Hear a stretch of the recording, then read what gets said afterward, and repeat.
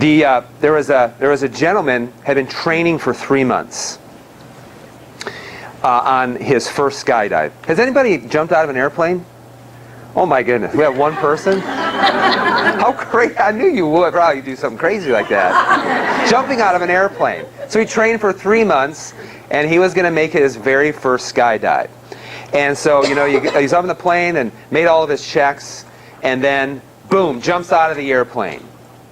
And halfway down, his instructor taps him on the shoulder and said, "You forgot your parachute!" And he said, looks around, and in the just pure ecstasy of free falling and hurtling towards Earth, he said, "Yeah, but so far so good."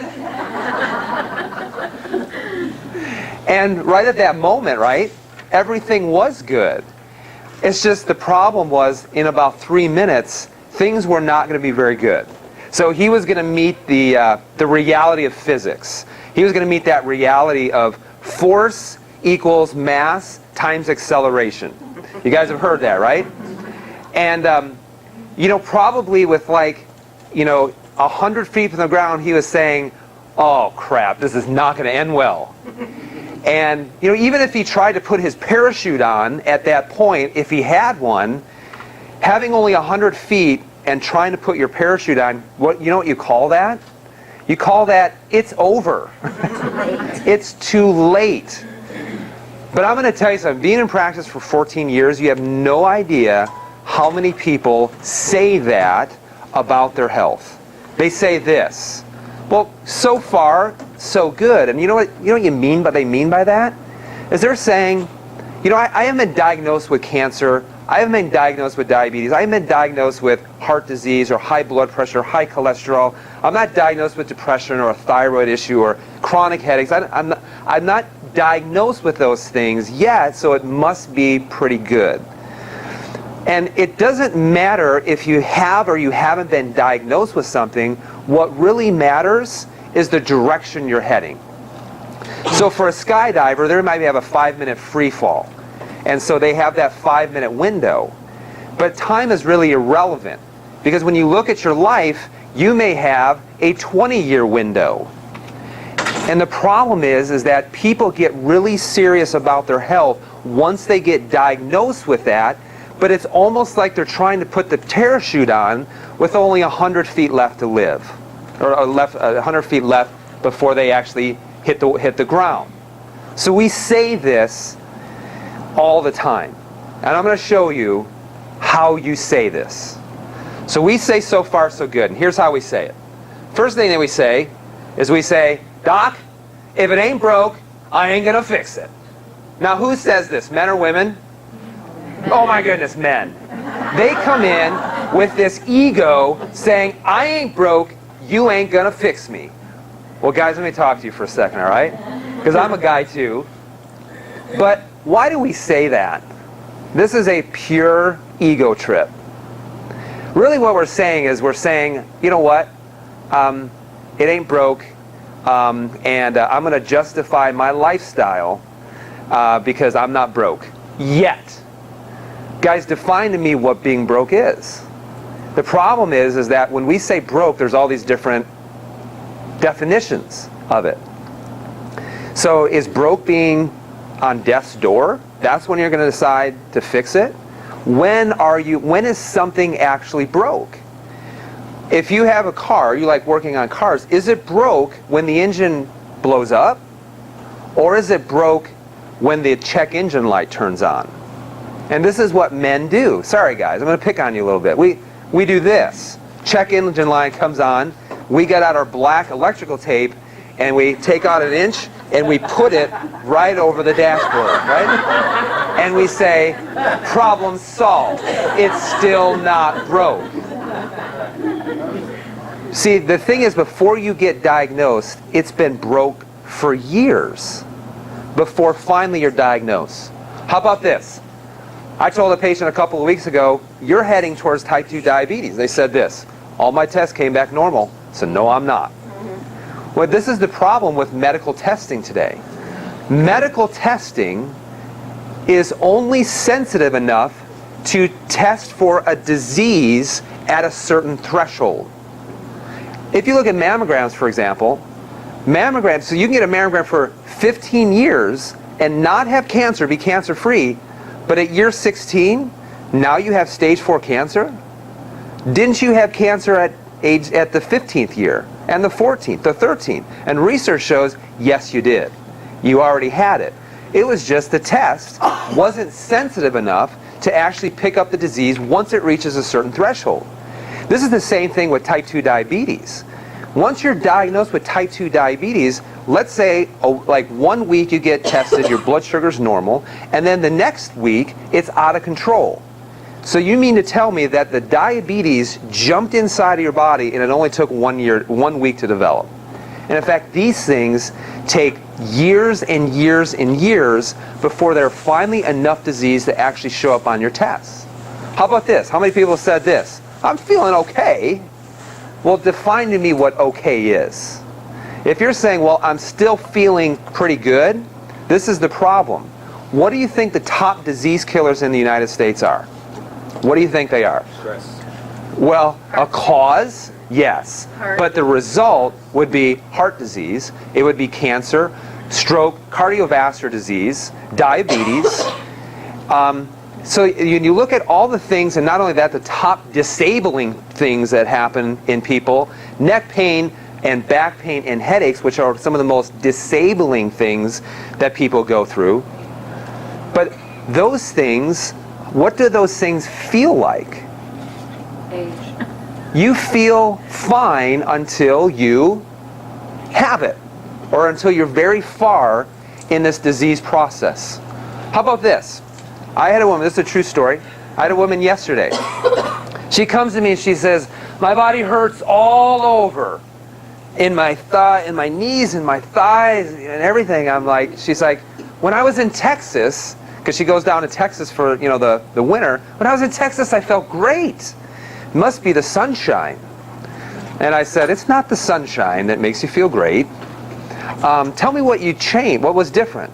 And she said, when I was down, in Texas, I don't have a doctor down there, and so I actually stopped my cholesterol drugs and all of my insulin increasing drugs, my type 2 diabetes. I actually felt great. And I said, well, why do you feel bad now? She's like, I started taking them again. And I said, well, why are you taking all these medications? She said this, because I have to go to my doctor, and I really like them.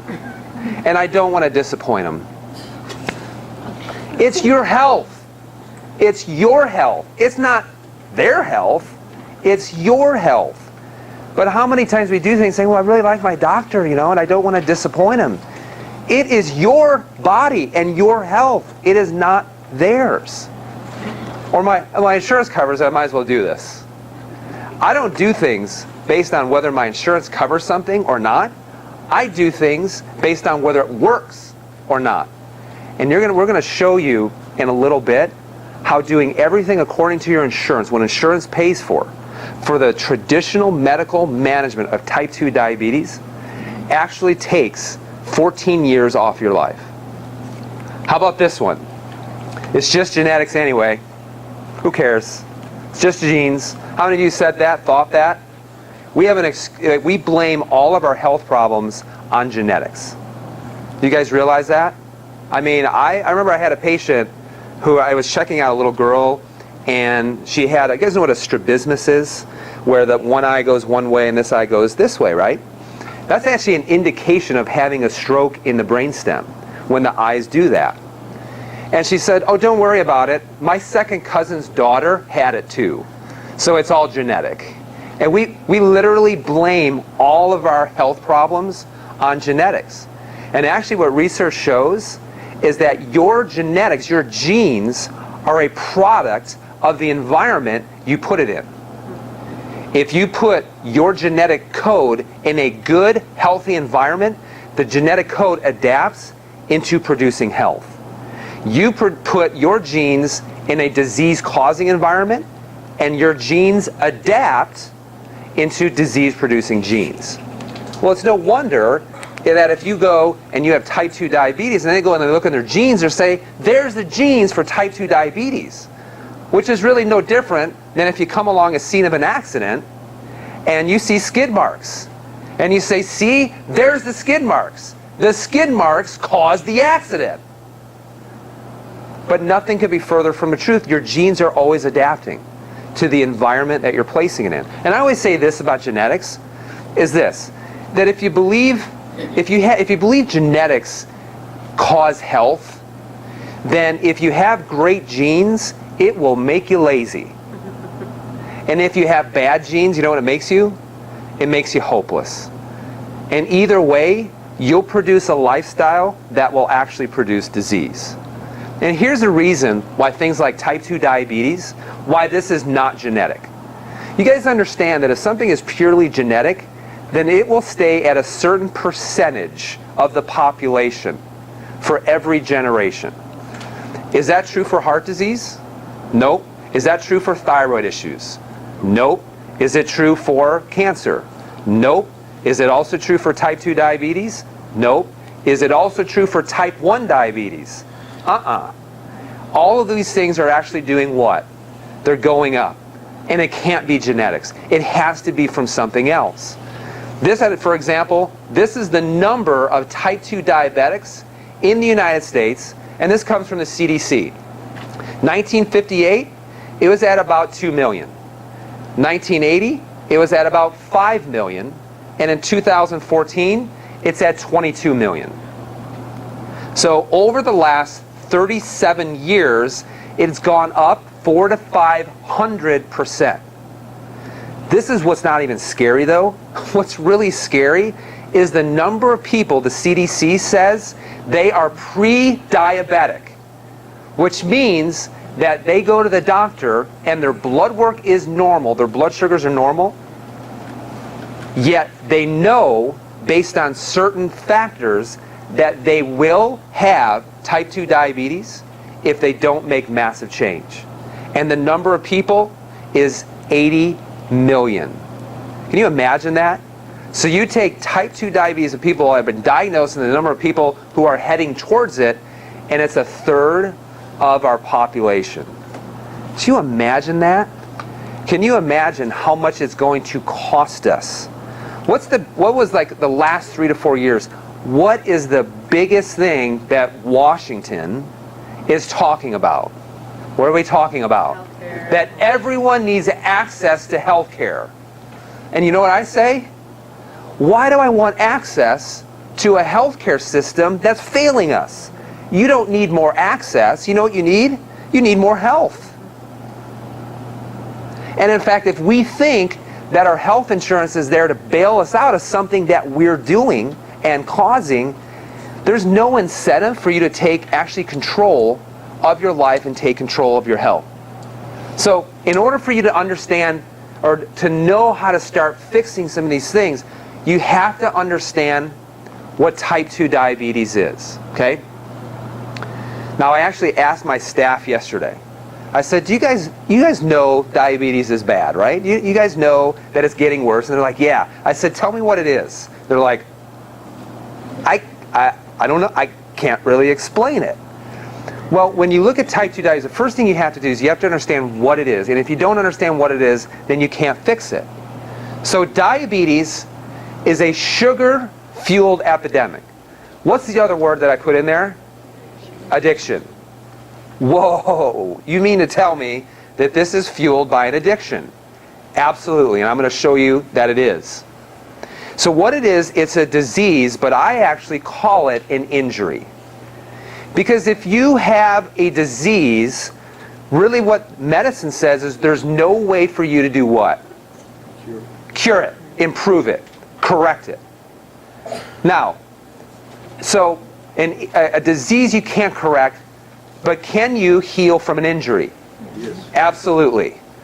Now let's say if I had a scab on my arm, will that heal? Absolutely, it's going to heal. However, what if I have that scab and every day I keep picking at it? So it starts to scab over, I rip it off, keep doing that, and every single day what happens? Well, it's just not ever going to heal. Or let's say I just keep rubbing it like this every day. So it just never heals. So I'm taking an injury and every day I'm re-injuring it. And it's the same thing with type 2 diabetes. It's an injury that every single day you keep re-injuring by doing certain things. So it's an injury in which the body's ability to produce or respond to this hormone called insulin. And if you're taking notes, write this down, insulin. This is the hormone insulin. And when it becomes impaired, resulting in abnormal metabolism of carbohydrates. What are carbs? What's another name that we say? Sugar. And elevated levels of glucose in the blood and in the urine. Now what's glucose? Sugar. Glucose is sugar in its most basic stripped down form. So anytime that we consume sugar, anytime we consume grains, anytime we consume carbohydrates, how it ends up is as the most simplest sugar in your blood, and that's called glucose. Now do you know that nearly all cases of type 2 diabetes are preventable and treatable with proper lifestyle? Did you guys know that? How long do you think it takes once you start doing the right things? How long do you think it takes in order to reverse these blood sugar issues? You guys have any idea? Short. A very short time. And by short time, it's relative, because developing a blood sugar issue can actually take years. And it usually takes years, and this is why we say, so far so good, because if you start dumping a bunch of sugar inside your body, you don't develop diabetes in 2 weeks. It takes years and years and years in order for this mechanism to develop. But here's what's unbelievable, is that if you start doing the right times, I've seen people lowering their medication within 1 week.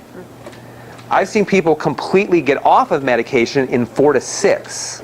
Sometimes it can take 8 to 10, depending on how bad your physiology is.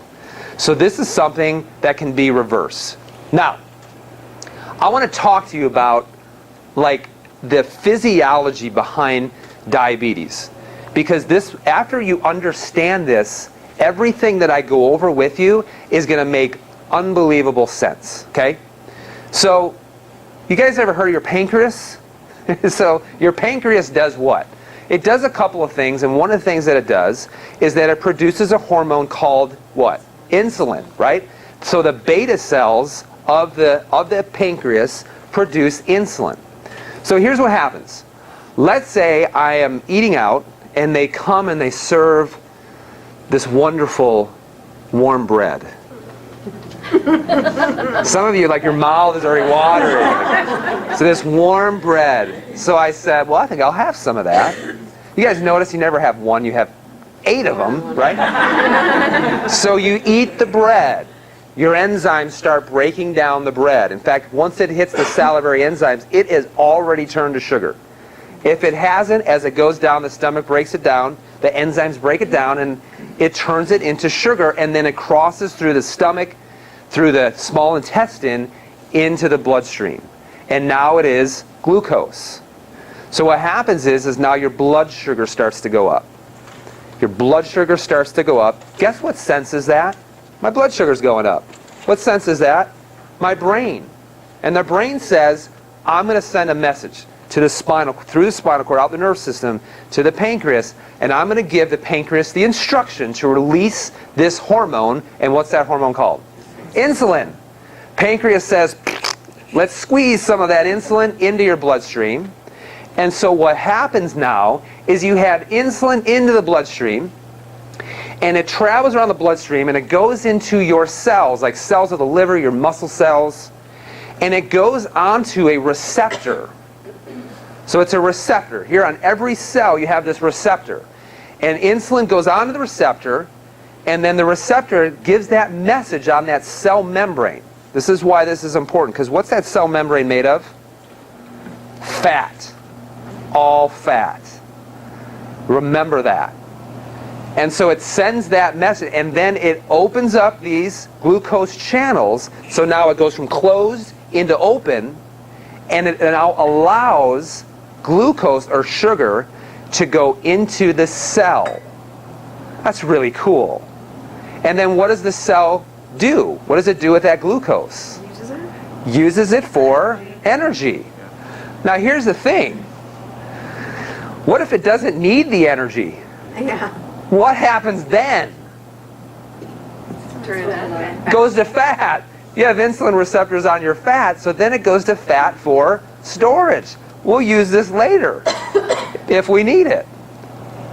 So that happens. So in a normal, healthy person, this happens like on a 1-to-1 ratio. Now, do you guys know what the difference between type 1 and type 2 is? Because there's a difference. Both are considered diabetes, but there's different mechanisms. So the first thing is this. Type 1 diabetes is actually an autoimmune disease. And what this means is, this means that the immune system has actually attacked the pancreas and destroyed those beta cells. So they've just killed them. Now, we could go into a conversation, why is there an autoimmune reaction happening in so many more people than it used to? Because this is going up in a lot of people. But what happens is when those cells are destroyed by the pancreas, or those pancreatic cells are destroyed, now they don't make insulin. So now when you eat sugar, the brain says, hey, I need you, pancreas, to release insulin. The pancreas says, let's try, and no, we don't have any healthy cells really. So you may have just a little bit of insulin. So now you don't have that insulin to attach to the cell, and now the glucose can't go into the cell. So then what happens? Blood sugar goes up, and it spills over into the urine. And the real damaging thing is how much having high blood sugar over a period of time, how much it actually damages the body.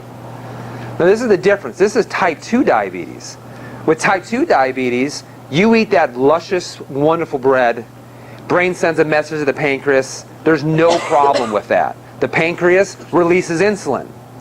And so it goes to this receptor, and the problem is because you've been eating so much sugar over so long, and you've released so much insulin, that the receptors on the cell, you know what they say?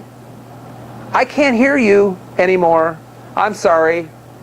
And so the body keeps trying to drive up insulin, but those receptors, they don't respond anymore. Kind of like smoking. I used to respond, not me, but figuratively speaking, you respond to one cigarette, and 2 years, you don't respond to that anymore, so you have to do what? More, and more. And so what happens is it's not a problem with the pancreas, it's a problem with the cells. And it's a problem with the receptors. So that's the difference between type 1 and type 2. Is type 2, you're not trying to fix the pancreas, you're trying to fix the cells of the body. Does that make sense? Can you guys see the difference between the two? Okay. Now if that wasn't enough, I want to talk to you a little bit about type 3 diabetes. How many people have heard of type 3 diabetes? This is actually something that's gaining traction since about 2005, because in 2005, actually 300 years ago, they started seeing people with type 2 diabetes, they started seeing changes with their brain function.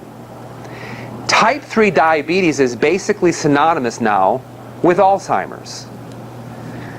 And back in the 1930s, they actually coined the term diabetic psychosis. And what they're saying is that type 2 diabetics actually have problems with their brain identical to Alzheimer's. And the reason why is that your brain actually responds to insulin too. And your brain, just like your cells can become insulin resistant, your brain can too. Which means if your brain is insulin resistant, what is it not getting? Messages, glucose, to be used for energy. So when your brain is getting the energy, this is what allows you to remember, this is what allows you to think, this is what allows you to process things. And when you can't do that, now you have symptoms of Alzheimer's disease, decline in cognitive function. And I see this every single day. When they say, oh, I'm getting old, my cognition is getting worse, well, check for a blood sugar issue. Now, this right here, you guys ever heard of these neurological entanglements is what they see in these Alzheimer's type symptoms. They see the same exact thing when people have blood sugar issues that go on long enough that actually affect cognition and brain function. Now, is this something that's getting worse in the United States too? Alzheimer's. How do you know that Alzheimer's is getting radically worse? Because you can go 10 minutes from here and you can find 2 brand new memory care facilities. So obviously it's getting worse if they're building buildings to support those people. So is it actually possible to improve your learning, your memory, your brain function, your mental acuity by actually reversing type 2 diabetes? Absolutely. Absolutely. So I'm going to go over 3 things that fuel type 2 diabetes. So there's really 3 things that will fuel type 2 diabetes. Now the first one is sugar. The other 2 is a loss of muscle mass. And the third one is actually having massively out of balance stress hormones and damage to the nerve system. But one of the things that's primarily driving this is sugar. Because in order to raise your blood sugar, what do you have to consume? You have to consume sugar. So the biggest problem is that if you continue to eat sugar all the time, you're going to keep raising insulin to just unbelievable levels. And as you continue raising your insulin to unbelievable levels, your cells actually do this. You are bombarding the cells with so much insulin that they just become deaf to the message of insulin. It's kind of like this. I've given this analogy before. How many of you have kids, or you had kids, or and you guys are going to take your family vacation and you pull out of the driveway, and literally, like you just pulled out of the driveway, and their kids are saying what? How much further? Are we there yet? How much more time? And I fall for this every time, because I'm like, about 2.5 more hours. Oh man. And then 5 minutes down the road, are we there yet? 2 hours and 25 minutes. And then by like the 8th time, guess what I'm doing? I'm just ignoring you. Now what happens is I just completely ignore it. This is what happens to your body. Your body eventually just stops, it just ignores insulin because it's just being bombarded with this chemical message all the time. Now, there's a way that you can actually get the body to start hearing insulin again. You can do 2 things. You can withdraw off of insulin, which would mean what? How would you start withdrawing off insulin? Start doing what? Dropping the amount of sugar that you're consuming. But actually in medicine, what they do instead is they just say, scream louder! So the way that my kids get my attention is, are we there yet? Are we there yet? Are we there yet? Are we there yet? Oh, another hour and a half. And medicine says, no. We're just going to try to start screaming louder. Well, that works for a little while, but eventually what happens? Well, then it will become deaf to that too. So just like we said, we want to help the cells become more sensitive to insulin. And how do you become sensitive to insulin? Is by lowering your insulin. And how do you start lowering your insulin? Massively cutting the amount of sugar that you're consuming. Now, here's the proof. This is how much the average American consumes today in sugar and everything that turns to sugar. Can you believe that? So you don't realize this. A long time ago, I never realized how much sugar I was eating until I was actually measuring it and tracking it. Each one of these bags, this is a 5-pound bag of sugar. Now, could you imagine, would you take your kids and would you take a bag of sugar and take a cup and pour it down a funnel down their mouth? Would you do that? You'd be like, that'd be child abuse. Yet you basically do that with all the food that you're giving that are filled of sugar. So this is how much sugar we consume today, which is about 150 pounds. And this is how much sugar that we consumed 100 years ago, which was about 10 total pounds. Do you see the difference between the two? Now, what also has gone up during this 100 years? What also has gone up? Processed food. Well, yeah, processed food, but what other diseases have gone up too? Obesity has gone up, absolutely. Cancer has gone up. Heart disease has gone up.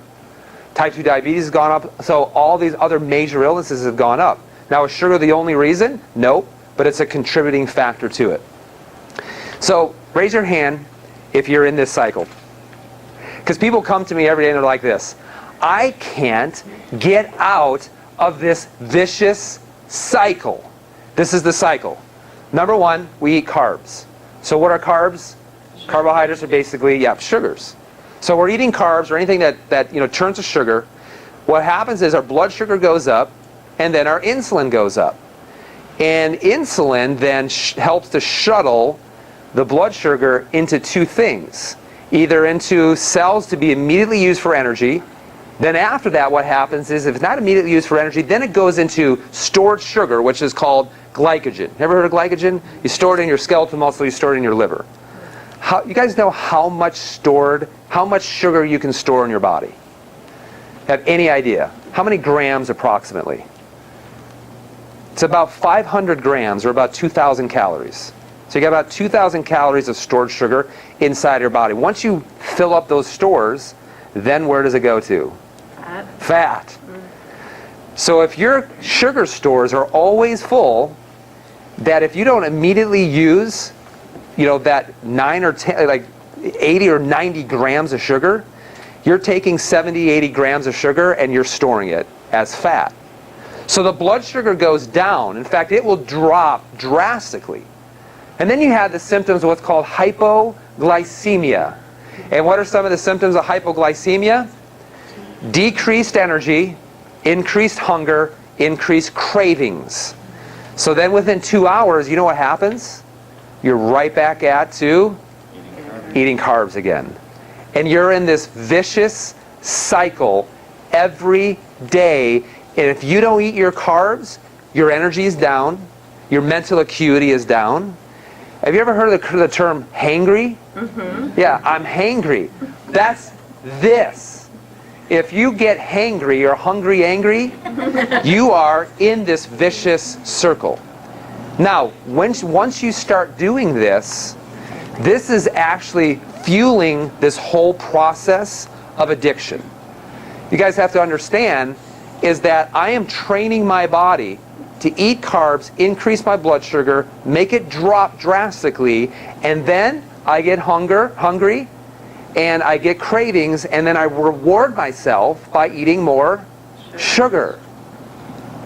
So, this is the effect. This is the effect with type 2 diabetes. Because it's not just this. It's not just I have type 2 diabetes. Now, do you know how many people a year actually die from type 2 diabetes? 0. Because you don't die from type 2 diabetes. You die from the effects of having high insulin and high sugar in your bloodstream. Now, the great aging process is called glycation. So this is why you have to start working on reversing these things when? Now. 10 years ago. But the next best time is when? Right now. And I'm going to tell you something. If you don't do it right now, you will never do it. Saying this is a good idea to try maybe in a week, you'll never do it. Tomorrow, I'll do it tomorrow, is this far off fantasy land that will crush your hopes and dreams. Don't ever say I'm going to do it tomorrow. Not when you can do it today. So glycation is this. This is really where diabetes damages you. So anytime you have high blood sugar inside of your body, that blood sugar, those sugars attach and connect to connective tissue in your body. And when it attaches, there's this process of glycation which damages the connective tissue. Name some areas that you have connective tissue in your body. Well, what's the first one? Skin. So if you want to age quickly, have a blood sugar problem. So people with blood sugar problems, their skin ages very quickly. If you want young skin, most people don't know this. Do you know that? I'm 68 years of age. Can you believe that? So, like, I could go over all of this disease and damage. I'm like, do you want to look younger? They're like, yes. I'm like, you don't need all of these fancy things to put on your skin. You need to stop eating sugar. Because this is actually what causes wrinkling of the skin. Number 2, you know what it also causes? You guys ever heard of age spots? You get spots on the forehead, the back of the hands. Everyone's like this. But that is what is known as glycation. So if you want more youthful skin, stop dumping sugar into your body. Now here's the other one. What also contains connective tissue? All of your arteries. All of your arteries have connective tissue, which means that if I am damaging my connective tissue in my arteries, what am I producing? What are the two top side effects? This is why, you guys understand, type 2 diabetics, almost always what comes before that is what? High blood pressure, high cholesterol. So think about it. If I damage my arterial walls, what does my brain have to do? It's got to tell my heart to do what? Beat harder. We need to get that blood through. Your brain's only doing exactly what it's supposed to do. That blood pressure is actually saving your life. It's helping you to get nutrients to your oxygen to your cells. Now, when you keep damaging this process of glycation, do you know how those cells heal? They got to heal some way. If I damage my skin, I get a scab. If I damage my arteries, my body heals and repairs that with cholesterol. Yet we think the cholesterol is the problem. We come along the scene of the accident and say, well, every accident I've seen skid marks, therefore skid marks cause car accidents. And when they see people who have heart attacks, they say, I see that there is blockage and plaquing here, therefore the plaquing is what causes the heart attacks. No, it doesn't. This is the body trying to heal and repair from you continuing to damage. Take a step before that and say, well, you need to stop inflaming and damaging the body with so many sugars. What about this? Glycation damages your joints. It damages your joints. Dr. Nate, I have knee pain and shoulder pain all the time. I went to my doctor and he said, you're getting old. And I'm like, you're 38. You're 38 years of age. I remember when I was like in my teens, I remember my great-grandmother had a hip replacement. I remember people would get knee replacements and hip replacements, and they were like 85 to 90 years of age. You know what I'm seeing now? People in their 40s. People are getting hip replacements and knee replacements in their late 40s, early 50s. And you know what they're still saying? It's because I'm old. What in the world? Here you have this wonderful body that God created. That, He said, I'm going to give you a great 120 years of health with this body if you take care of it. We should be actually running at 80. Why have I seen people like running 5Ks or deadlifting? I saw it like on social media. I saw an 80-year-old woman deadlifting, picking 225 pounds off the floor and smiling. And yet at 57, someone said, yeah, I'm just really old. But she was also a type 2 diabetic. And so when you have these blood sugar issues, it damages the cartilage inside of your body. You want less joint pain? Start lowering your blood sugar. Now here's the other thing. You ever heard of cataracts? Yeah. Well, if you look at the lens of the eye, do you know what it's made of? Connective tissue. And if you have cataracts, this is glycation of the lens of the eye. And what do they do for it? They take it out, clean it up. And people say, I can't believe how well my vision is. And then I say, well, did the doctor talk to you about glycation and type? No, it didn't say anything. Just said when it clouds up again, he can fix it. These are warning signs that your blood sugar is out of control. And this has got to be the worst. You guys know what that is? So glycation affects, remember, connective tissue. And this is the disc of your spine. These are the discs of your spine. So Dr. Nate, are you talking about like neck pain and back pain? Maybe. But you know what I'm really talking about? Because what does your spine protect? Spinal cord. Spinal cord and nerve system. What does your spinal cord and nerve system do? It does everything. It runs everything. Now watch. Does the spinal cord and nerve system run your stress hormones? Yes. Does it run your thyroid? Yes. Does it run how you sleep? Yes. Does it run how you digest food? It runs, how about your immune system? Yes. Everything. So if I keep damaging my spine by damaging the discs, then what happens is I start the process of a constant assault on my nerve system, and therefore on every function inside of the body. So we got to start taking care of this. You guys know what that is? Is it ulcer? That's a diabetic ulcer. And someone said, that's a little extreme, Dr. Nate. And you know what I say? It's just the truth. And if that shocks you, appalls you, I believe it should. Because this is the result of not getting to the cause.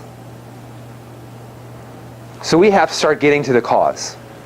But even when I show people that, and I've had people come in who have had amputated limbs, and I say, you need to get this under control, and they still won't.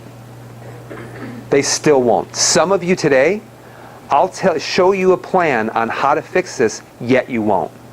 You'll have all the knowledge up here on how to fix this and reverse this, all of you up here, but you will go home and still do nothing. And you know why that is?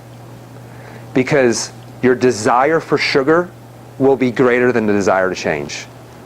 And when you have a desire for something that's bad for you, you know it's bad, yet you still do it, you know what you call that? Addiction. That's an addiction. Now, can alcohol be addicting? Yes. Absolutely. Can nicotine be addicting? Yes. Absolutely. Can heroin be addicting? Yes. Can pain medication be addicting? Do you guys know in Ohio, they just came out with this, just in Ohio alone, 28,000 people died from overdosing pain medications. Can you believe that? So all of these things can be addicting, but here's the thing, your sugar can be addicting. So this is literally anything that turns to sugar inside the body. Anything. So sugar and anything that turns to sugar. So this is the white granulated sugar. This is the bread. This is the pasta. This is the rice. All of those, according to research, is that when you consume that sugar, and listen, how many of you consume just a little bit? You consume a little bit and immediately you do what? You want to have more and more and more, and you'll keep doing that until you actually go into what's called an insulin coma after 20 minutes, 20 or 30 minutes. And so they found, because listen, if you've ever had a candy bar, I've had a candy bar. You have like a little candy bar and you want another one and another one. Here's what they found. When you consume that sugar, they found it tickles the brain the same way that alcohol, nicotine, cocaine, heroin, even exercise tickles the brain. Do you guys know that I'm addicted? You know what I'm addicted to? I'm actually addicted to exercise. If I don't exercise, I'm like a caged animal. Where there's some strengths and there's some drawbacks with that a little bit. Because like if I take a day off, I'm like this. But it's actually, I'd say, we're always addicted to something, right? But I would rather have an addiction to working out, exercising, and eating healthy, taking care of my body, for that be an addiction, than for this to be an addiction. So they found that this increases dopamine inside of the body, or inside of the brain. And dopamine is the reward and pleasure neurochemical. This is also your motivation neurochemical. And you guys notice that if you consume a lot of sugar, you guys notice that you'll keep dumping so much dopamine inside of your body? Eventually you just start running out. If you don't have very low dopamine, you know what happens? If you have very low dopamine? Energy, drive, motivation. Like you never consume a candy bar and it'll be like, I'm ready to change the world. You're like, I'm going to have this candy bar and let's just lay on the couch for a little bit. And you're gone for the next 30 or 45 minutes. So traditional medical management. The difference between what I'm going to go over, what traditional medical management does, is that one treats symptoms, but the other one is fixing causes. See, if you have, like, let's say high blood pressure, for example, You go to the medical doctor. Thank God they can do this, because if your blood pressure is 300 over 200, he should give you a blood pressure medication and say, listen, you got to take this. In the meantime, we're going to figure out why this is, because that's way too high. But if they give you a blood pressure medication, they're saying, no, this will fix your problem. And I'm saying, but why is your blood pressure high? I want to know why it's high and fix the reason why it's high. Because if I can figure out the reason why it's high, I can get you off that medication and you can heal on your own. No one gets healthier by being on more medications. You realize that. The more medications you go on, you have to understand sick. And then you go on another medication, which is introducing another chemical into the system, which makes you more sick, but it makes your test look better. So we want to go about fixing the cause.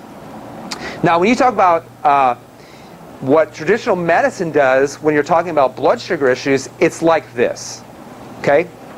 By the way, I want to stop and say this. If you guys know someone who's type 1 diabetic, can a type 1 diabetic become a type 2 diabetic too? Can they be both? Absolutely. The reason why is like type 1 diabetics actually say this. Well, I don't produce insulin. I can eat whatever I want because I always can inject it into my body and I lower my blood sugar. Type 1 diabetics have to listen to this because you can become a type 1, be type 1, and also develop into type 2. So being a type 1 doesn't give you license to do whatever you want. So let's say a guy starts smoking, right? Any of you actually started to smoke, in the past? Everyone's like, no, never have.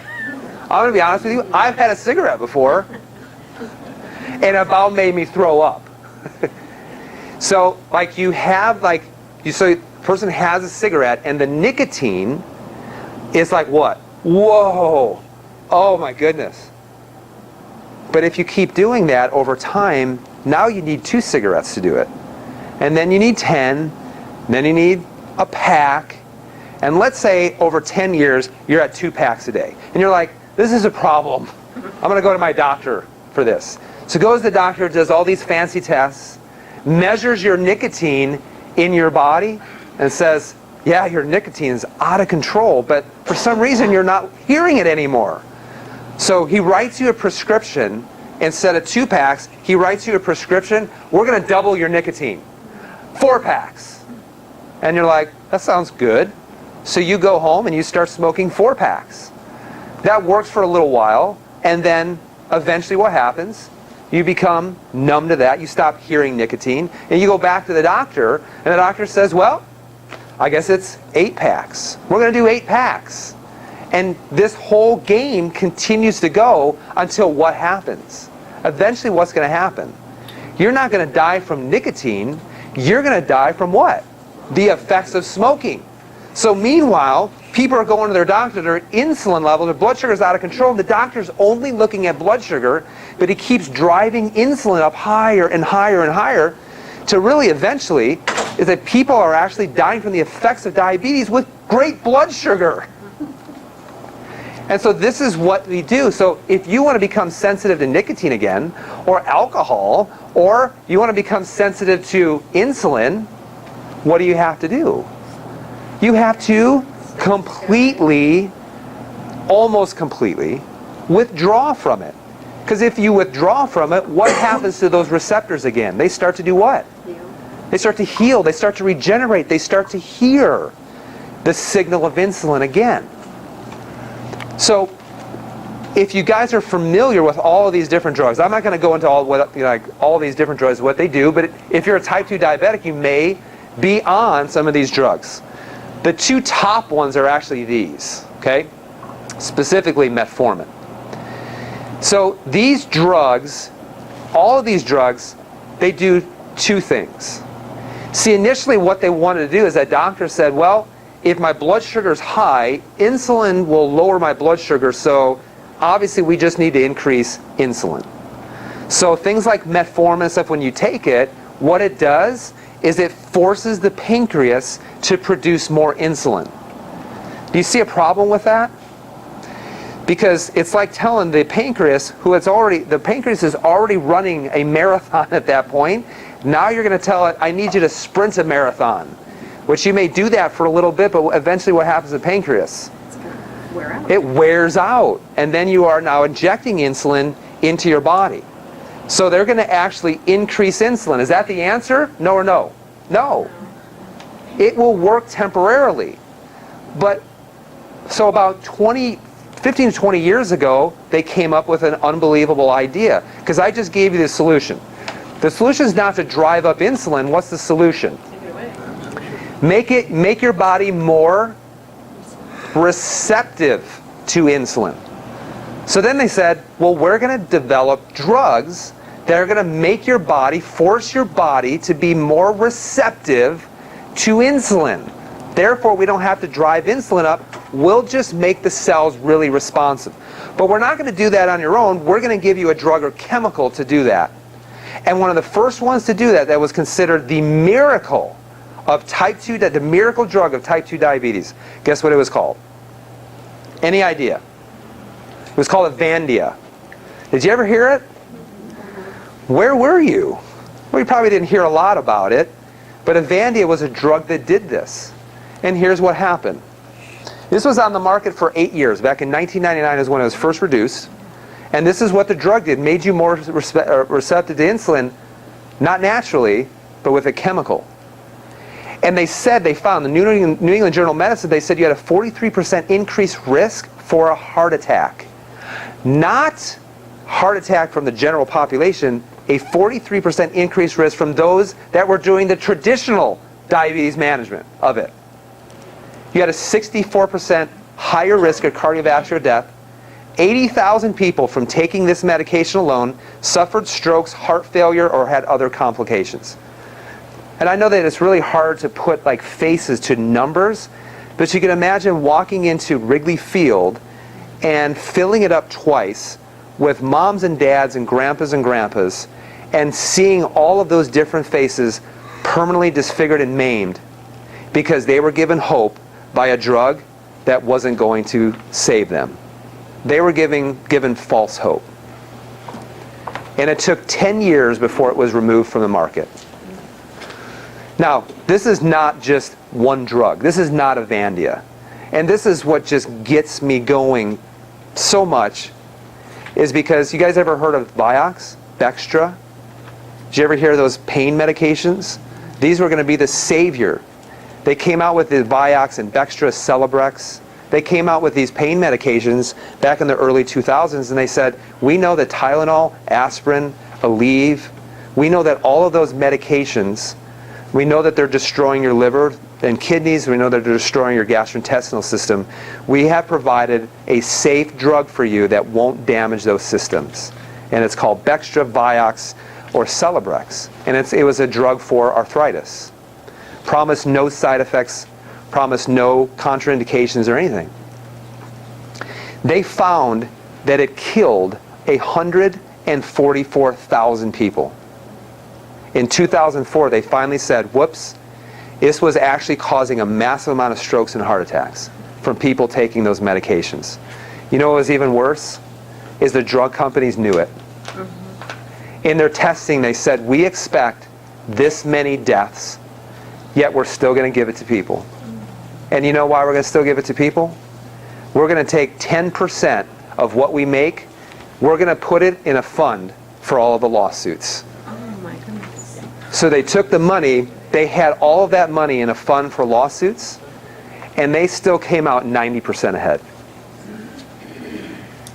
They said for people dying, it's worth the price. And that's the sad thing. Yet, we go to our doctor and we say we like them and we trust them. But the problem is you may trust your doctor, but do you trust who teaches your doctor? Now, if you're doing traditional management, taking metformin or taking the things that are driving up insulin or taking some of these other meds, the British Medical Journal said this: the overall results of this traditional management do not show a benefit of intensive glucose lowering treatment on all-cause mortality or cardiovascular death. So what they say is by doing the traditional management doesn't make you live longer. It doesn't give you less disease. And in fact, a 19% increase in all-cause mortality and a 43% increase in cardiovascular mortality cannot be excluded.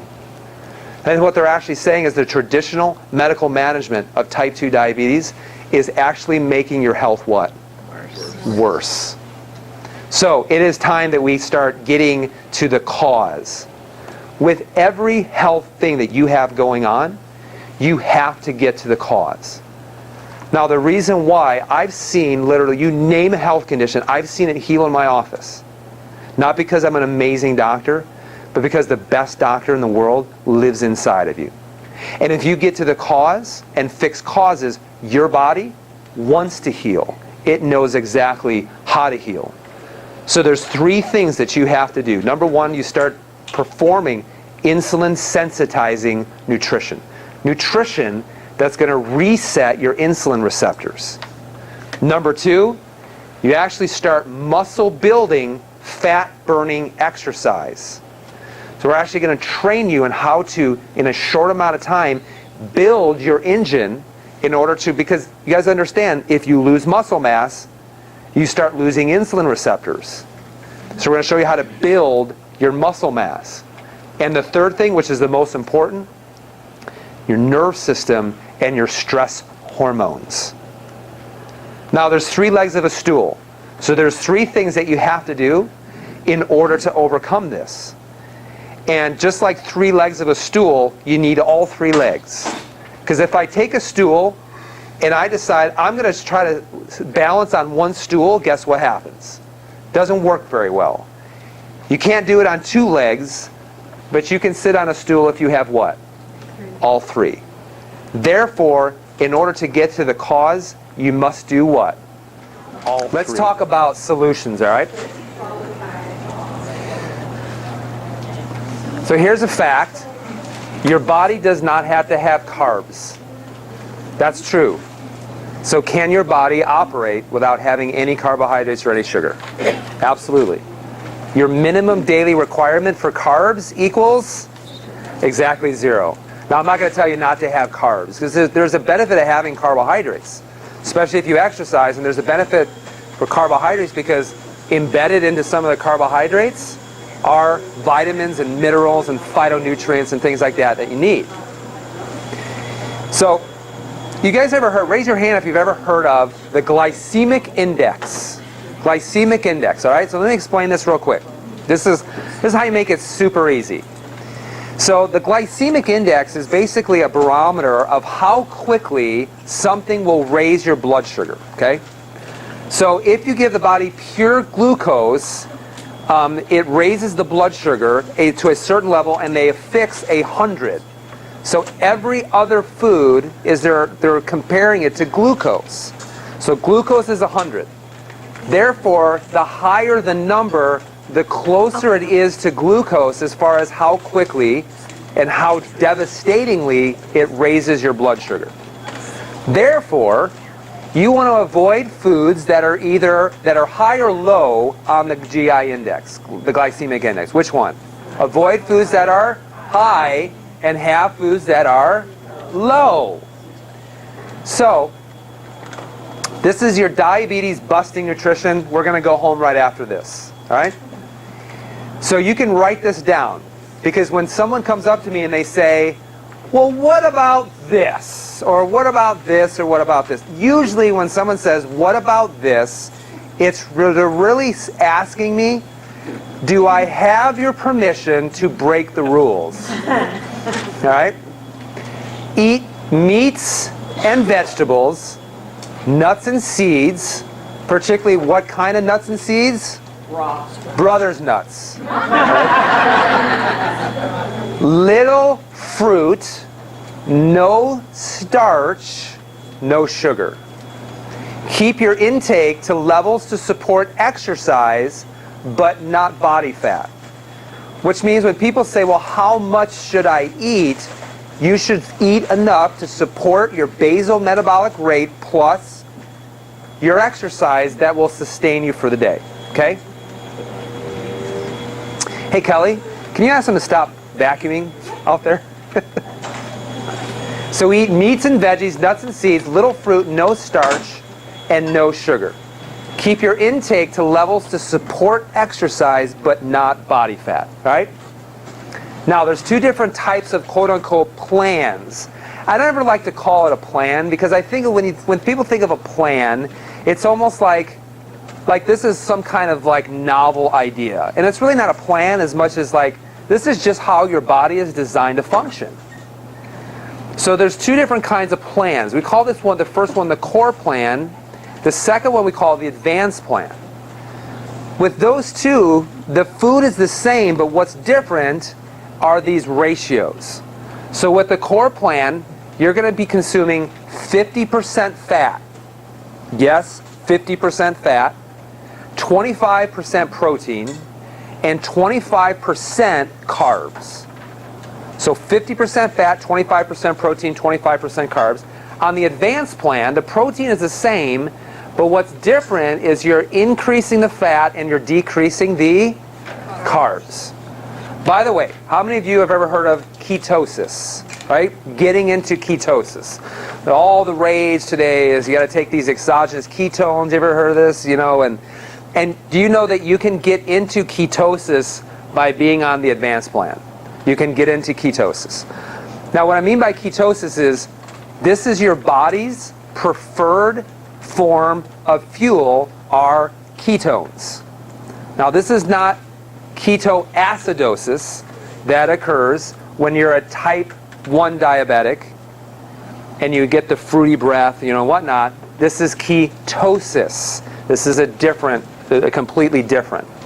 So ketosis, what it means is that you are exclusively burning fat for fuel. By the way, what does your brain want to run on? Ketones. Not on sugar, it wants to run on ketones. And in fact, when you're running on ketones, it's kind of like running on gas, like natural gas versus coal. Like one is like really like dirty and inefficient, which is sugar. Natural gas is clean and very efficient and long-lasting. And that's what getting into ketosis is, a product of burning fat as an energy source. You guys realize with type 2 diabetics, they have a really hard time burning fat because all they do is burn sugar, their blood sugar goes down, and they just do what? Dump sugar back into it. And so if you are an efficient fat burner, you will not have the constant cravings to have sugar. Because once you go through your blood sugar, your body is very efficient at taking fat, cleaving it, and turning it back into a usable form of energy. This is why I've gone 2 days without eating before. So one day I forgot to eat. So I ate on a Sunday night, and I usually will fast on Monday and just have a dinner on Monday night, and I just got busy, I forgot to eat, and I went all the way through to Tuesday evening without eating. Now, I didn't almost die. I didn't, like my blood sugar didn't, I wasn't hungry, and I forgot. And by the way, during that time, I also had done 3 workouts and actually performed very well because I was very efficient in burning what as an energy source? Burning fat. Now, let's talk about carbs, right? Now, you don't have to have carbs, but carbs, embedded in carbs, are phytonutrients, vitamins, and minerals, which are good. These are the ones that you want to actually take. These will have a glycemic index under 50. So these are going to be things like Max Greens. How many of you had a T28 smoothie? Yeah, so we put in there Max Greens, and you have to hide it because Max Greens does not taste very good. So basically what Max Greens is that when you have a scoop of it, it's equivalent to having 5 to 6 servings of vegetables. Now, I'm busy and I'm on the run. I would rather just have 5 to 6 servings of vegetables right away than to sit down for a half an hour trying to scarf down 5 to 6 vegetables. Now, this right here, all of these things, you guys know what these are? Have any idea? Yes, it ends in vegetables, begins with a V. Vegetables, okay?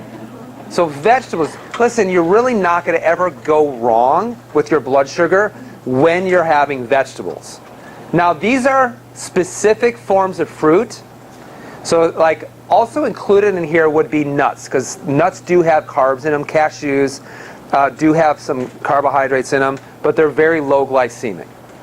So these two right here, these are low glycemic fruit, and the top two types of low glycemic fruit are going to be specifically Granny Smith apples. Grapefruit is considered pretty low glycemic, but also any berry. Blueberries, strawberries, raspberries, boysenberries, those kind of berries are going to be very, very good for you, okay? These are going to be the best forms of carbohydrates.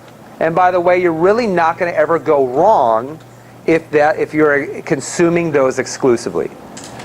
Now, these right here, these are carbohydrates that we give like we call it meh. And the reason why is that it's very dependent on the situation that you're in. So these are going to be things that are going to be higher on the glycemic index, which basically what they're going to include is they're going to include basically all other fruit. These are going to be whole grains, and these are going to be things like sweet potatoes. So this would be bananas, grapes, melons, cantaloupe, pineapple, things like that. These are going to be sprouted grains, and then this would be like sweet potatoes. If you have a blood sugar issue, what should you do with these? No, you shouldn't do them. What is 20 and 30 on there? 20 and 30 is an eggplant, and 30 is nuts. Yeah, yeah. That's just an example, right? Now, some people can have these and be totally fine. And you know who they are? These would be kids if they don't have blood sugar issues. And the reason why is kids are so active, or they're supposed to be. Now this would also be for like athletes, those who are training for competition or sport. So I have a couple of CrossFit gyms, and those who are really doing this diligently, we try not to restrict them. Once they get to where they want to be, then we start to introduce these things back into it in moderate amounts. But if you have blood pressure, blood sugar issues, high blood pressure, cholesterol, high triglycerides, you avoid these completely. Can you ever go back to them? Maybe, but for the time being, no. Now these are things to absolutely avoid. These are going to be on the glycemic index of 90 to 100. So what's this? White bread. You know what this is? Thank God you didn't say cocaine. I was gonna Rice. Whoa! Are you kidding me? A baked potato? My doctor said that was healthy. You know what a baked potato is? Do you know what this white stuff is in there? That's the energy that the potato sprouts and gets its energy from. That's what you're eating. And what that potato uses for energy is what? Sugar. So white rice, potatoes, white sugar, white bread. Now these right here, we all know that this stuff is bad. Your Pepsi, Coke. The reason why is this even has a worse form of sugar. You know what it is? High fructose corn syrup. Do you know that high fructose corn syrup in your body, it cannot be used as energy? Do you know what it has to do first? It's got to go to the liver, get stored as fat, then broken down back to glucose. Which means if you're not a very good sugar or a good fat burner, you have a real hard time ever cleaving that from fat. And this is why this type of food is some of the most fattening. Not only that, this is very hard on your liver. You guys ever heard of fatty liver disease? Never heard of it 50 years ago. Now it's epidemic. And we've had patients diagnosed with fatty liver disease, and the reason why is they consume a lot of fructose. Now, fruit juice, good or bad? Orange juice in the morning. Stay away from it. You do not need all of this. It's all of the sugar with all of the fiber taken away from it. So you do not need. What about vitamin C? I need vitamin C. You know how easy it is to get your daily intake of vitamin C? Eat a couple of pieces of broccoli, and you'll get the vitamin C that you need. Now this right here, this is your hidden sources of sugar. So hey, I'm going to start eating healthy, but I'm going to dump dressing on it. And most dressings, if you look, are chock full of sugar. Same thing with your condiments. So you can go really wrong with that. Well, thank God, Dr. Nate, I don't do any of that because I have my artificial sweeteners. And this is actually diabetes approved. Do you realize that? The American Diabetic Association approves the use of artificial sweeteners. This is what they found. In fact, if you go on Mercola.com, he has an article specifically about it that gives research that says when you consume artificial sweeteners, it causes the following: weight gain, elevated fasting glucose levels. Can you believe that? So I've had patients who've been like, I went and I fasted. I've been doing great with my nutrition, but my fasting sugars are up. And I'm like, well, are you having Diet Coke, Diet Pepsi? Oh yeah, because it's good for me. And this will cause this makes diabetes even worse. It decreases your insulin sensitivity and it increases visceral fat deposition. Meaning for men, it will cause it here, and ladies, usually it will be butts and thighs. Okay? Now the other thing that it does is it increases your cravings for a particular type of macronutrient, and what is it? Sugar. Sugar. They have found that when you consume this, you eat more sugar throughout the day than if you would have just grabbed regular Coke and ate after that. So you consume more sugar. So, especially when it comes to drinking, there's a specific type of liquid that I want you to consume. It's called dihydrogen monoxide. I want you to make sure you write that down. Dihydrogen monoxide is one of the healthiest drinks you could ever have. They have some back for sale at Brothers Nuts, back there. Dihydrogen monoxide is actually water, okay? So just drink water. All right, moving on. All right, so what about fat? What about fat, okay? Now, to a diabetic, to ADA recommendations, they say you need a low-fat diet. And I'm like, anytime you see low fat, it means high sugar or high artificial sweeteners. So fat is not bad, it just needs to come from the right source. So you would avoid anything that says 0% fat, avoid it like the plague. There's a reason why fat is great for you is because fat makes up many things inside of your body. Fat makes up your hormone system. Every hormone that's created inside your body has to come from healthy fats. So fat makes up your neurochemicals. For you to think, for you to do, to remember, that all comes from fat. And in fact, fat will never make you fat. Your inability to burn fat because you eat too much sugar, that's what makes you put on weight. These are the best sources of fat. Number one, if you're consuming beef or some kind of meat, it should be grass-fed beef, it should be wild-caught fish, or it should be free-range poultry. The reason why is this, is that those are actually healthy fats, and they're healthy saturated fats. They'll also be extremely less toxic. Other sources of healthy fats are going to be coconut oil, specifically virgin coconut oil, MCT oil. This is called medium chain triglycerides. That was actually one of the things that we put in that smoothie that you had, was we put in MCT oil. In fact, when you had that small glass, do you know that you consumed about 5 grams of fat in it, which is really good. Now here's what's really interesting about MCT oil, is that MCT oil the body can use immediately as energy.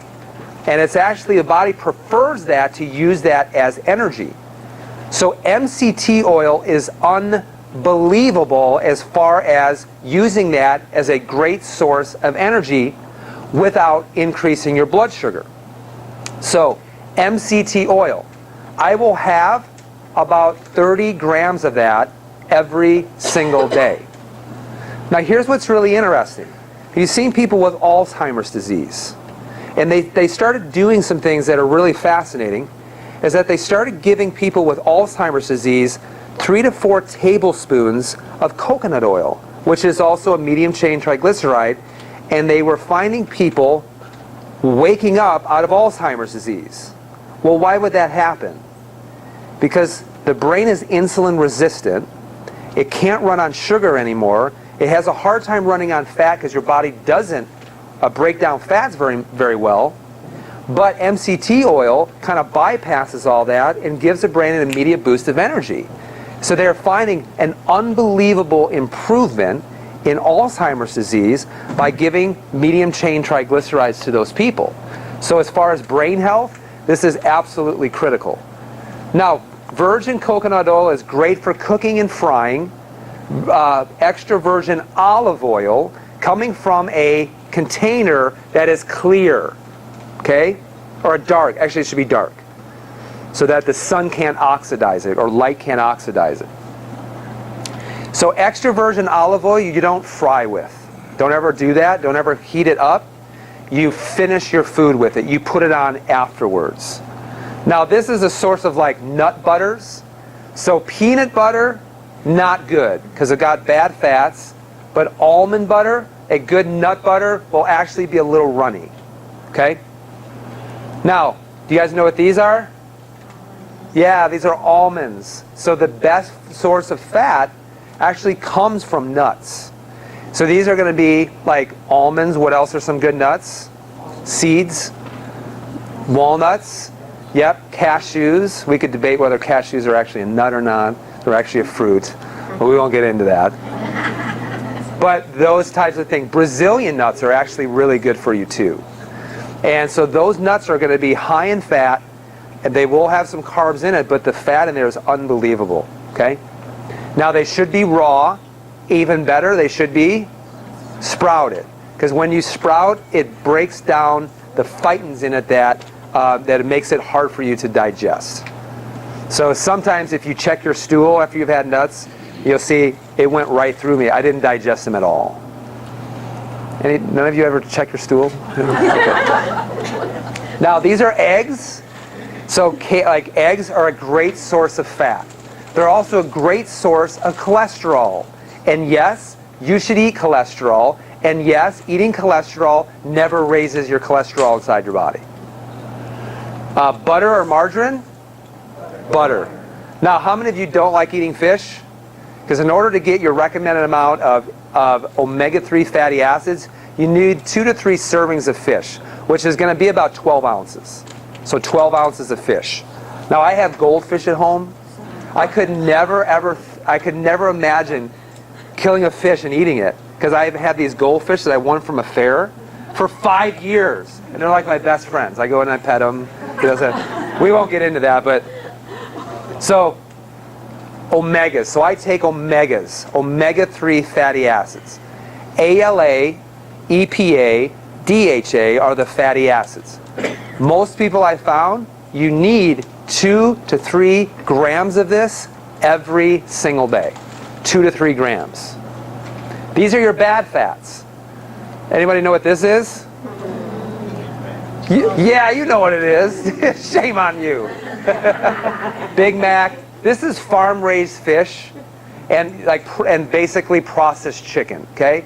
So there is a big difference in the fats you are eating when you consume commercialized meats, commercialized fish, commercialized chicken. Now the other thing, this right here, is look on the labels, is anything that says partially or fully hydrogenated oil. Some kind of oil. Doesn't matter where the oil, what kind of oil is, it's hydrogenated. This is extremely inflammatory. This is extremely damaging to the body. Peanut butter will have fully hydrogenated oil in it. And if it has no hydrogenated oil in it, this is actually the reason why it gets wet at the top, because it melts. So your ice cream, your cookies that come from a package, these are hydrogenated. Otherwise they would melt at room temperature. This is things like your corn oil, vegetable oil, or your canola oil. These things, when you heat them, they turn rancid and they're inflammatory. Because you understand that type 2 diabetics, or people with blood sugar issues, also have a problem with what? Inflammation, okay? So this is your also your mayonnaise with canola oil. Just a quick thing about canola oil, there's no such thing as a canola plant. FYI, did you guys know that? There is no such thing as a canola plant. It doesn't exist. Canola stands for Canadian oil low acid, and it comes from genetically modified rapeseed. So it's just another damaging oil. So this right here, like a lot of people have caught on to this because you understand, like the chips now, they're putting less ingredients, which is good. The problem is the two most damaging ingredients are still in there. And that's going to be potatoes, which are all sugar, and corn oil. Yeah. So the two most damaging things are still there. So they don't put any like artificial preservatives stuff, which is good, but you're still having damaging fats, and you still have a lot of carbs and sugar. Okay. Now, what about protein? So the thing with protein is that if you're consuming healthy fats, you will also be consuming healthy protein with it. Because you understand that carbs and fats are tied to one another. So if you eat a grass-fed filet mignon, like 4 ounces, you will get fat in it, but you will also get about 28 grams of protein from it. So good fats, are going to automatically assume good proteins. Now there is one difference, right? Don't go get these from the grocery store, okay? Number one, it doesn't come from a good source. But number two, the amount of things they use to preserve it are unbelievable. So, quick thing about whey protein. Whey protein is perfect for people with a couple of things. It's perfect for people who have blood sugar issues. It's perfect for people who are type 2 diabetic. It's perfect for people who want to build muscle. And it's also perfect for people who want to lose weight.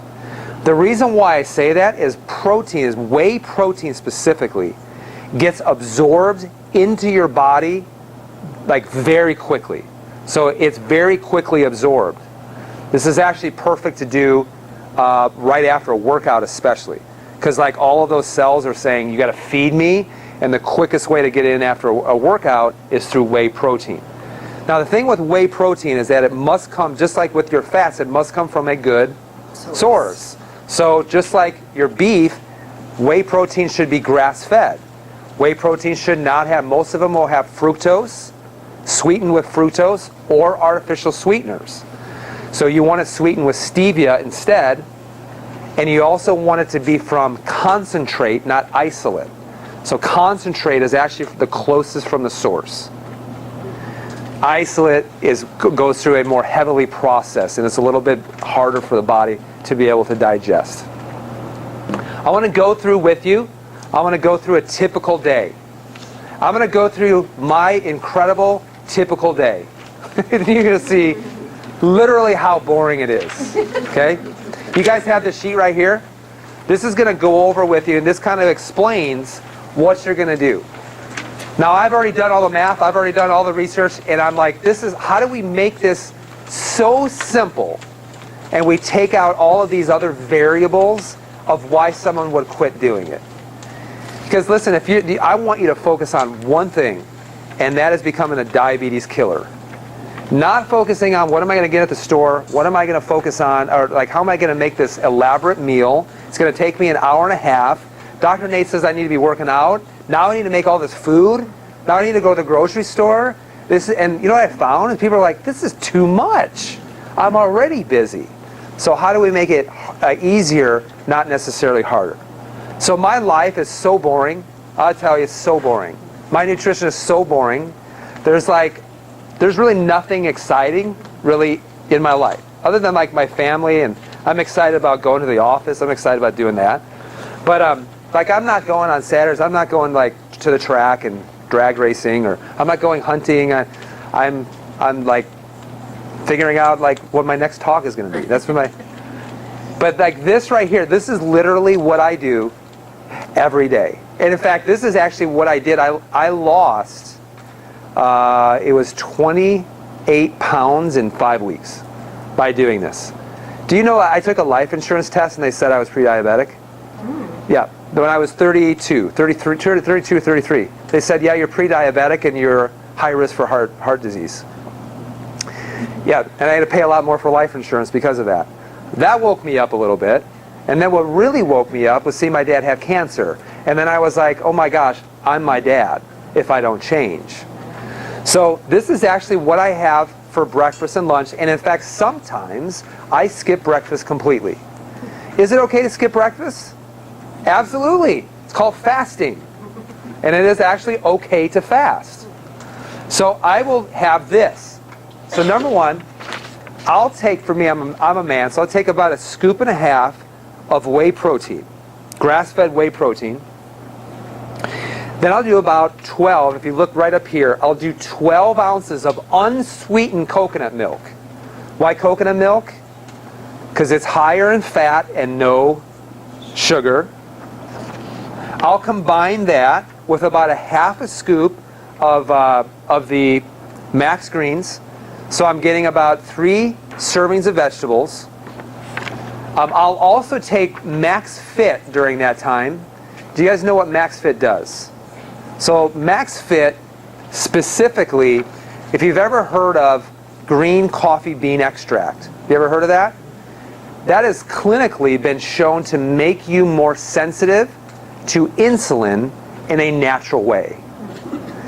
Not only that, but it also contains ashwagandha. Pay attention to that because that lowers a very specific stress hormone inside your body that makes you put on weight. That's called cortisol. So I'll actually take that. Now I'll also take my vitamin D, which I take every day, and then I'll take one of my omegas. So I'll take about 2 to 3 omegas a day, and then I'll add a tablespoon of MCT oil. And this is how we get that fat ratio up to about 60%, your carb ratio at about 10%, and your protein at 25%. And if you actually have an app called, I have an app that I use called MyFitnessPal, and if you put in all of these different things, it'll give you a readout of what those ratios are, and it's actually 60 to 65% fat, and it's about 10% carbs, and about 25 to 30% protein, depending on if you're a man or a woman. So I do that for breakfast, and then I do it for lunch. So I really don't eat that much solid food until dinner. Now, all of these things that we have today is you do this in the morning, and you do this for breakfast and lunch, and you do that for 28 days. And I can promise you, what do you think will happen in 28 days? What do you think happens? Oh, you lose weight, yes. Inflammation goes way down, so people say, my joints feel way better. I don't wake up in the morning like, oh my gosh, good God, it's morning. So that goes down. Blood sugar goes down. Yeah, blood sugar goes down, but the cravings go down. Now, what do you think happens in 4 or 5 days, though? You are overcoming an addiction. So do you think you're going to... Yes, you do have withdrawals. Blood sugar gets low, headache, hangry. I've had people call me and assault me verbally. Literally, I have. So it will happen, and you are going to get... People get scared, but I say, no, you're not dying. You just have to stick with this, and eventually you'll convert over into fat metabolism. And it may take anywhere from 3 days. Some people it takes 10, 11 days. But you just have to stick to it. So at the end of the 28 days, you lose weight, less pain. You will become an efficient fat burner.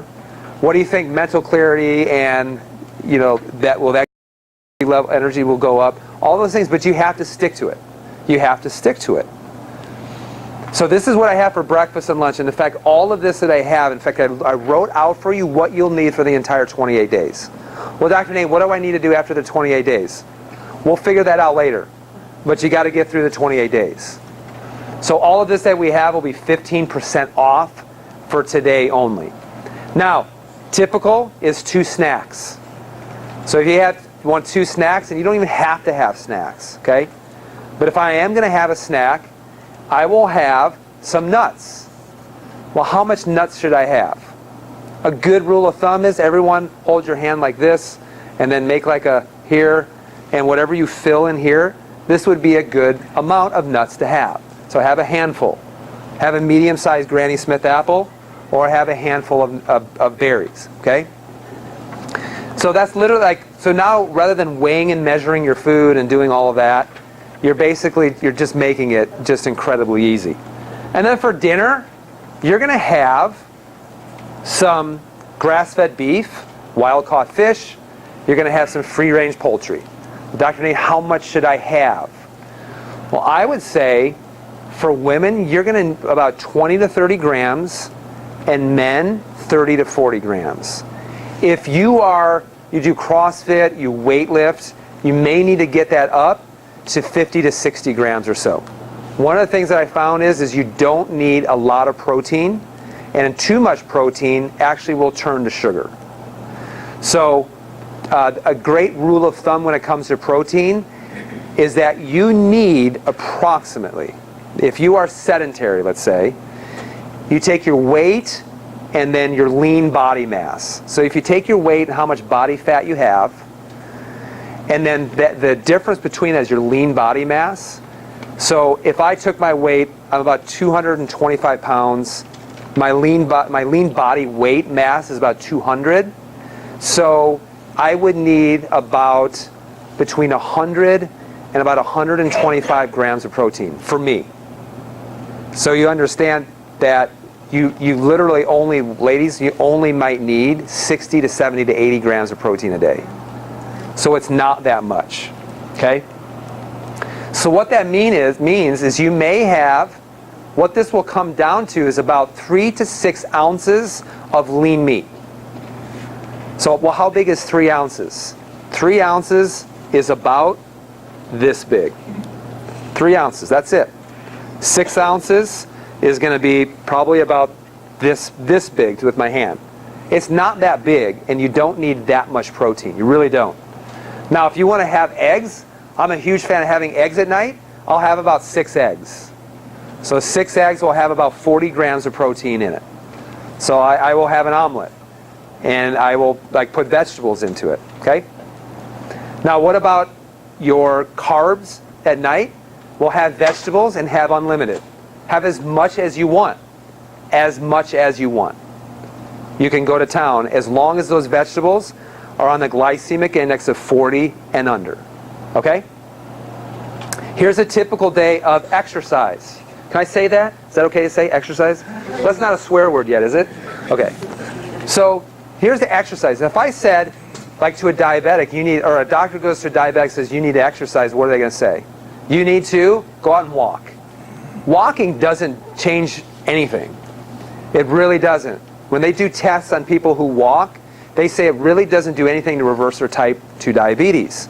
What you have to do is you have to do high intensity, short duration exercise that causes muscle building and not muscle wasting, which is what things like walking and long duration exercise will.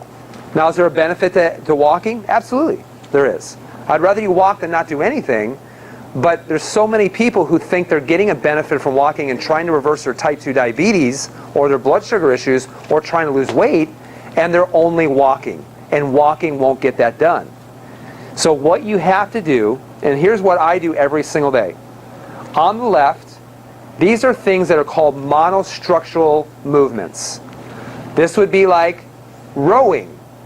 So we have rowers at our gym. Like literally, it's like you're rowing a boat, but at a very high intensity. This would be like odd object carry. So today, I'm going to go work out outside. I'm going to get some vitamin D in the sun, and I'm going to carry a 50-pound medicine ball here, and I'll go about a mile doing that. It will hurt. It will hurt badly. But I'm going to carry something at a high intensity, holding something, odd object carry. This would be things like jumping rope, double unders. This would be like Airdyne bikes.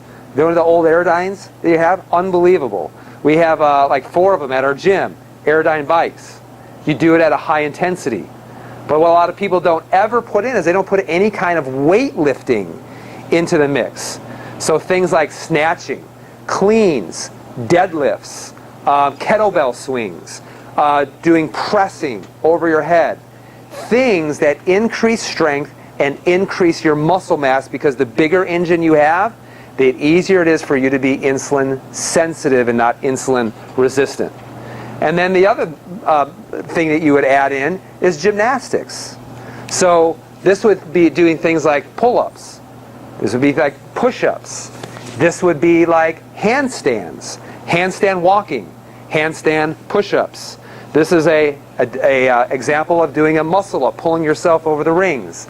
And how many of you just said, there's no way I'll ever do that on God's green earth? And I'll say, you don't have to.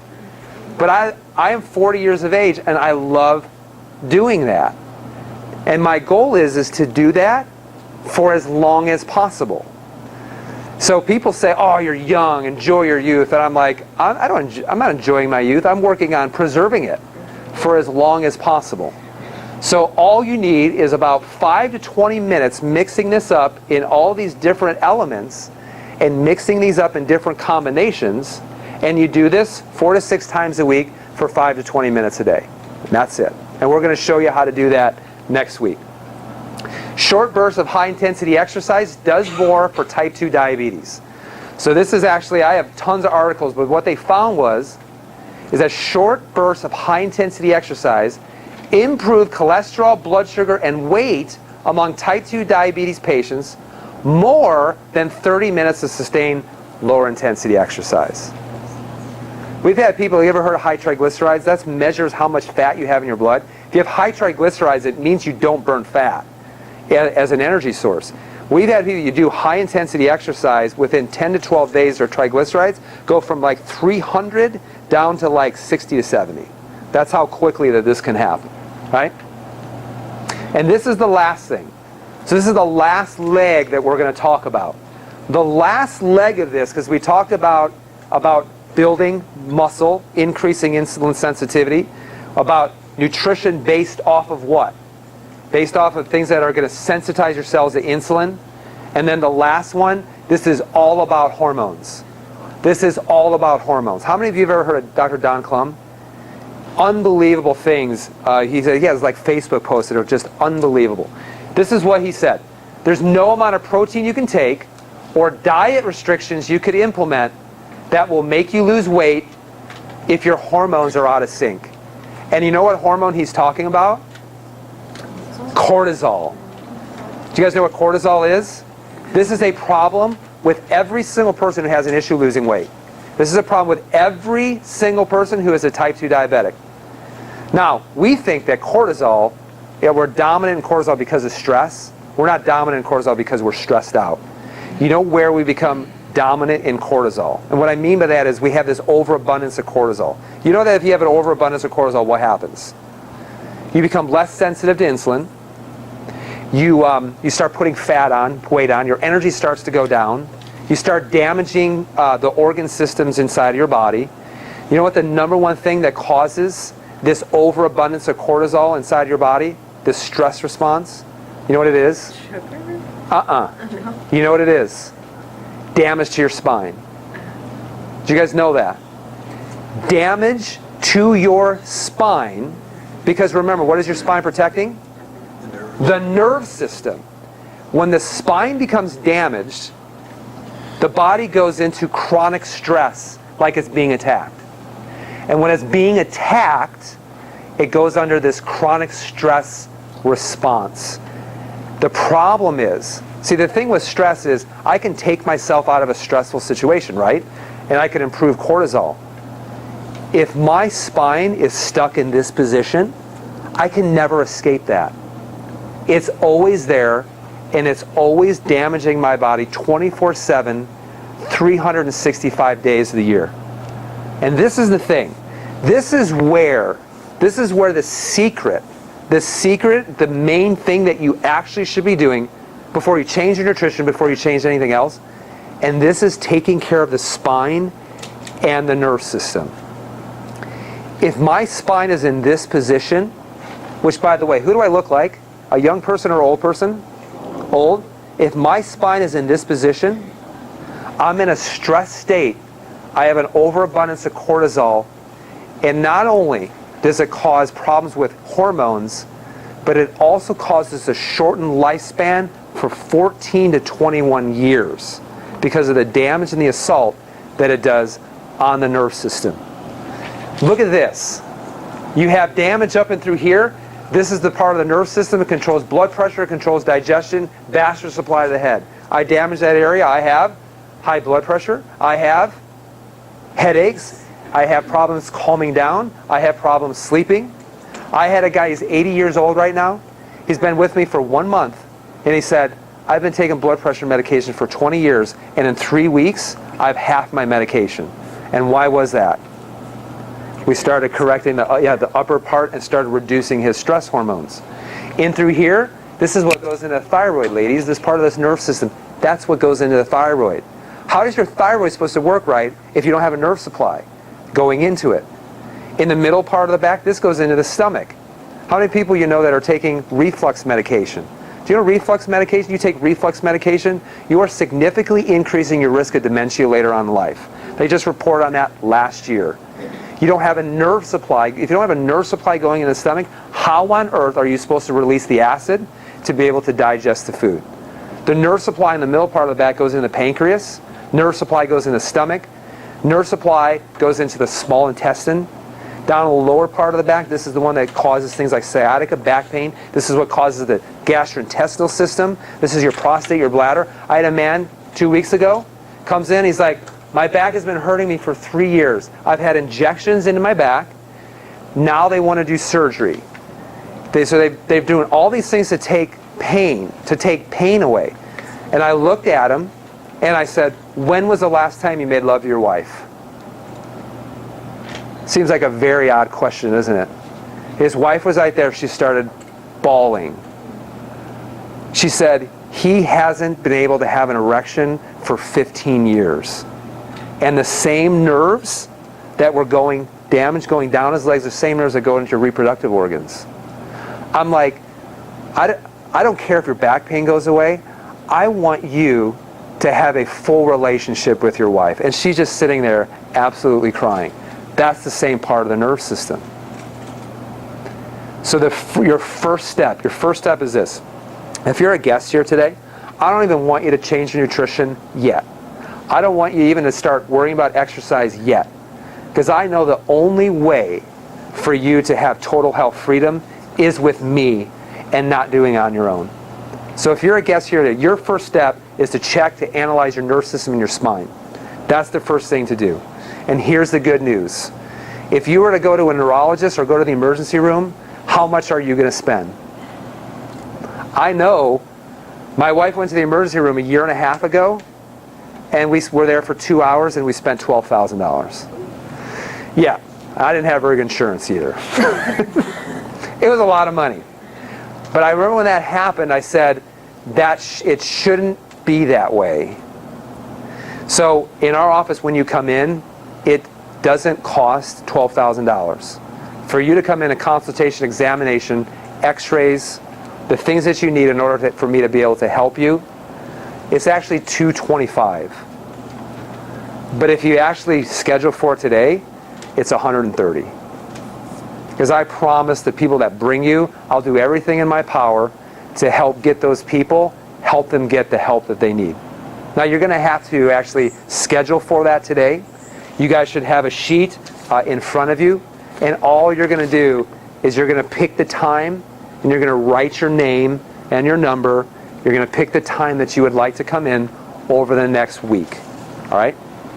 While you're doing that, I want to share with you as we finish up an incredible story about someone who is becoming a diabetes slayer. Jody, come on up. Everybody welcome Jody. Hey, just as an FYI, Jody is scared to death to speak, all right? But I guarantee all of you would be the same exact way, all right? So Jody, you came in my office. By the way, how did you come into my office? Where did you go? I went to one of your dinners because Kelly's mother-in-law is a friend of mine, and she works next door to me, and she came into my shop, and she said, "You don't feel good today?" And I said, "Nope." And she said, "You need to come see Dr. Thompson." And I'm like, "Who's Dr. Thompson?" And she said, "He's a chiropractor." And I'm like, "Yeah. Okay, I'll think about it." So she kept telling me, "Please come." And she had results with you. And so I came to a dinner, and you did your talk, which You do a wonderful job of teaching.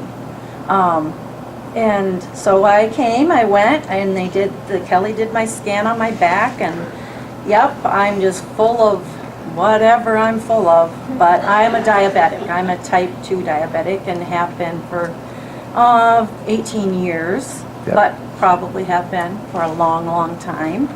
My A1C is 11.8, and if anybody knows anything about diabetes, that is bad. But not without going to my doctor every 3 months, not without listening to her, not without taking 85 units of Lantus at night and 6 to 8 shots in my stomach every time I test and I'm high. And then I go to the doctor in 3 months, she's like, okay, well, it's not any better, let's take some more. So we take more, we take more, we take more. So I want to stop you right there.